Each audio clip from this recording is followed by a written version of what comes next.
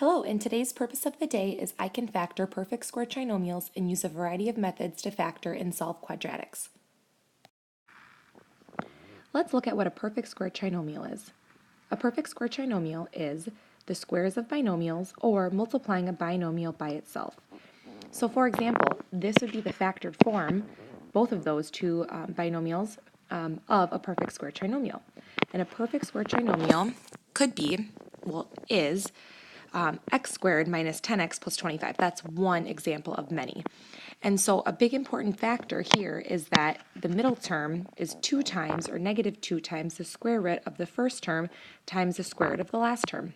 So for example, here, this is a perfect square trinomial because the square root of your first term would be x, square root of your last term would be 5, and then if your middle term is times 2 or times negative 2, times, the square root of the first term and the last term, here it would be a negative 2 because the middle term is negative, then you have a perfect square trinomial. So for example, 5 times x times negative 2, and this problem here does equal negative 10x, which is that middle term, so that's a perfect square trinomial.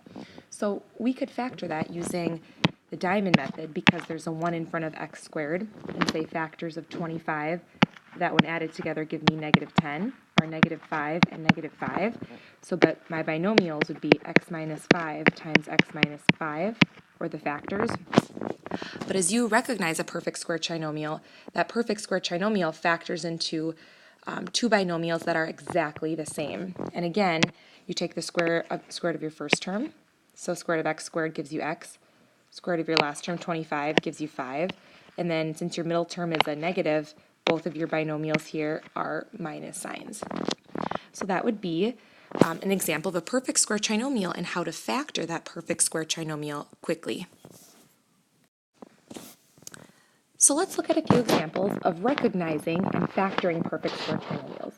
So first we're going to recognize, and then if it is a perfect square trinomial, so we recognize that it was, we'll factor it quickly. If it's not a perfect square trinomial, we're not going to factor it at this time. So as we look at our first example, we have 4x squared plus 12x plus 9. So I want to be able to take the square root of my first term, which is 2x, square root of my last term, which is 3, and then if I have times a positive 2, and that equals 12x, this would be a perfect square trinomial. So 2x times 3 is 6x, times 2 is 12x, so we do have a perfect square trinomial. And how this factors, so this would be yes, what this factors into is two binomials that are almost exactly the same. Well, that are exactly the same, excuse me. And the square root of my first term is 2x. Square root of my last term is 3. And then what the signs is the sign of your middle term, which was 12x. So I get 2x plus 3 times the quantity 2x plus 3. Or I could actually write that as the quantity 2x plus 3 squared. That also means the same thing. And a way to check your answer is that you could FOIL if you wanted to make sure that you did the problem right. So if I FOIL these terms, I would get 4x squared plus 6x plus 6x plus 9, and 6x times 2 does give me 12x, so I know that I'm right. Let's look at the next example. Number 2. 9y squared minus 6y plus 4. So let's take the square root of the first term and get 3y, square root of your last term and get 2.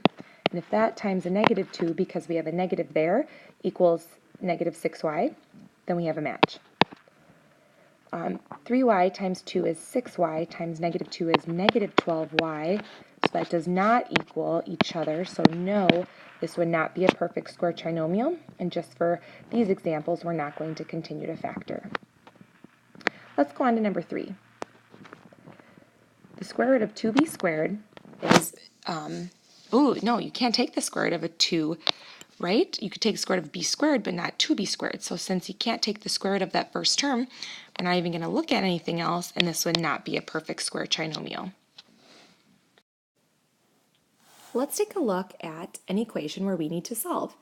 So in the classwork that will follow this video, you will see quite a bit of of problems that you need to factor using a variety of different methods. So we're going to take a look at an example here that's perhaps not a perfect square trinomial, but just a different method. So we're just going to take a break from perfect square trinomials for a short little bit.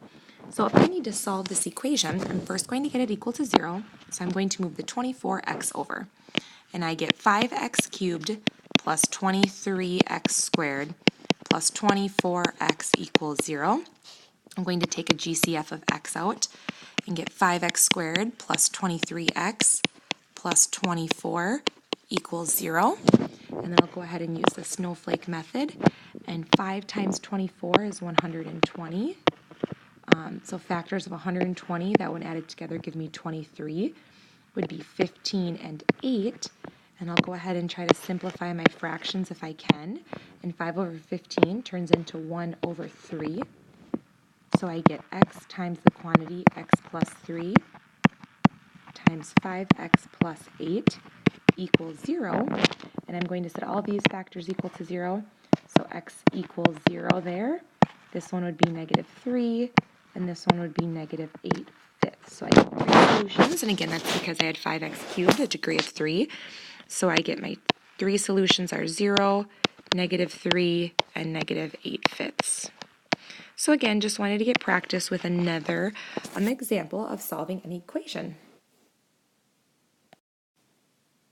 Now let's take a look at the square root property. The square root property states that if x squared equals some number n, then x equals plus or minus the square root of n or that number. So let's look at a couple examples. Let's look at number 1. Number 1 states the quantity b minus 7 squared equals 36. So if I want to undo something being squared, I need to take the square root.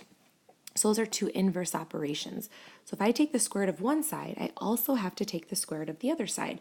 So if I have the quantity b minus 7 squared, and again I take the square root, they just cancel. Basically, they just cross each other out. And I'm left with b minus 7 equals, the square root of 36 is 6, but plus or minus 6, because I know that negative 6 times negative 6 is 36, and positive 6 times 6 is 36. So I have b minus 7 equals plus or minus 6, and now I'm going to solve this equation. So I'll add 7 to both sides.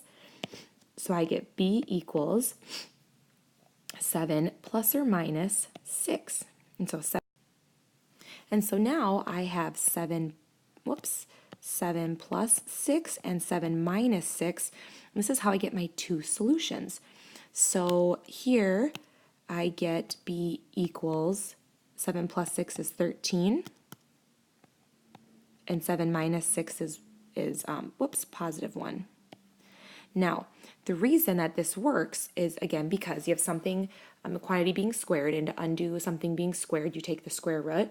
But for example, if I did not take the square root, and I'm going to erase my work shown here, if I didn't take the square root right away, I could have still solved this like any other equation. I already know how.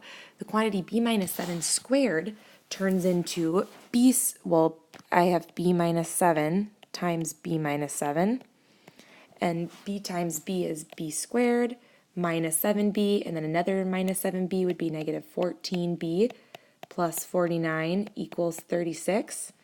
And then I could have moved the 36 over and then continue to factor that using the diamond method. So I still could have solved it and got my two solutions, but using the square root property will become more efficient and be a little quicker. So let's take a look at number 2. Okay, so I see the quantity x plus 9 squared equals 8. So I'm going to take the square root of both sides, and I get x plus 9 equals, now the square root of 8 does not come out evenly, so I'm just going to write plus or minus the square root of 8 and keep it as a square root. And now I'm going to move the 9 over, so I'll subtract 9. So I get x equals negative 9 plus or minus the square root of 8. And now I'll type this into my calculator and round to the nearest tenth. And I get x equals negative 6.2. and x equals negative 11.8. So make sure you know how to type those into your calculator as well, and those would be the two solutions. And again, if we were to have in that first example foiled and how we got that b squared and tried to attempt to solve the equation that way, you see that the degree is 2. You also know that these examples had quantity squared, so your degree is 2, so you should again have 2 solutions for these problems. Thanks for listening to the end of Chapter 8. Keep in mind that classwork will be a mix of factoring and solving equations. So in addition to seeing perfect square trinomials, you'll see different examples of what we have seen in the past, but just putting a variety of different equations together and using everything in your toolbox to solve and factor equations. Again, have a great day. Bye-bye.